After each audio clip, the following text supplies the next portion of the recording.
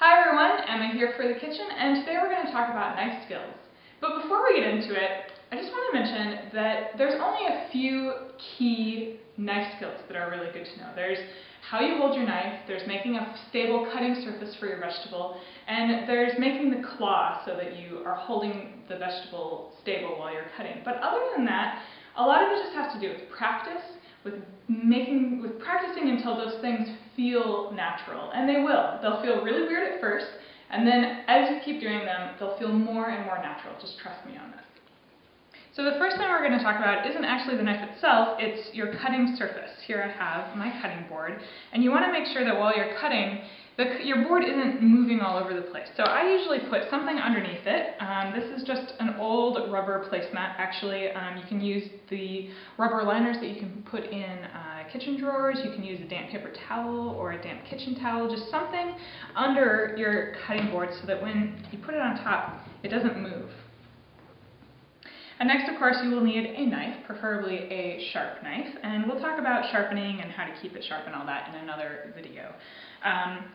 When you're looking for a knife, you want to make sure that it feels comfortable in your hand, and by that I mean that it feels balanced, it's not too heavy, it's not too awkward to hold in your hand, you're not, cramming your fingers in weird places.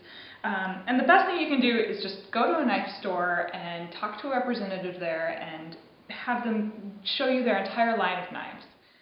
Okay, so you want to hold your knife in a way that gives you maximum control over it, which generally is either like this, where you're gripping the entire handle with your hand, or like this, with your hand a little bit further up on the handle and gripping the point of where the blade meets the handle with your first two fingers. This will give you just the most range of motion, the most balance, all that kind of good stuff. A lot of people hold their knife like this because it feels comfortable, but that actually lessens your range of motion and lessens how much control you ultimately have over the blade. So if you're going for speed with your cutting vegetables or anything like that, this is just going to limit what you can do. The first thing you want to do with an onion or any other vegetable that you are working with in the kitchen is create a stable surface to ultimately cut the vegetable. So with an onion, which is obviously round, the first thing we're going to do is cut off the top of it here. And like you're gripping your knife, and just cut straight down. So now we have a nice flat surface, and that we can essentially cut from. And this won't roll around, we're not going to injure ourselves. And for an onion, we're just going to cut it in half, and then peel off the outer part. Not exactly a knife skill, but still good.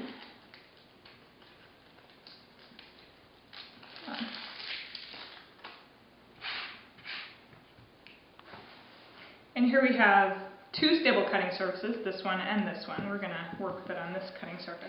So once you have your stable cutting surface and you're essentially ready to start chopping your vegetable, the next thing you want to do is what's called the claw. And this is essentially how you're going to hold the vegetable while you're cutting it. And you really just make your hand into a claw. And this is how you grip the vegetable, so like that. And it keeps the vegetable stable while you're cutting, plus it keeps your little fingers out of the way. You just go back and make the claw again. And be sure to keep your thumb out of the way because it always wants to inch up and that's not good.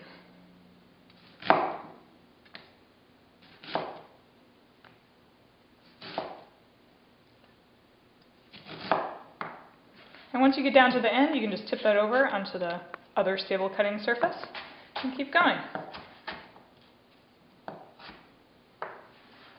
And once you have your nicely chopped vegetables, all you have to do is take your knife, sweep them up on the flat of the blade, and transfer them into your prep bowl.